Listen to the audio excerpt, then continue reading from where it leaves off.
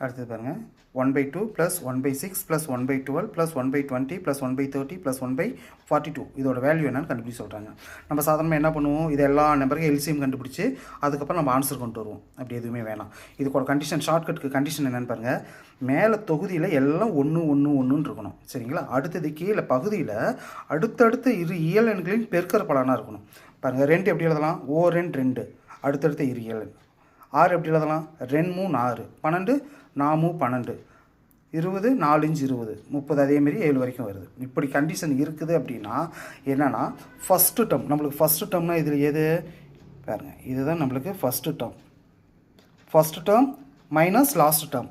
Last term எது நம்மளுக்கு பாருங்கள், இது நம்மளுக்கு லாஸ்ட் டேர்ம் 1/7. அப்போ ஃபஸ்ட்டு டேர்ம் எவ்வளவு 1/1 மைனஸ் லாஸ்ட் டேர்ம் 1/7.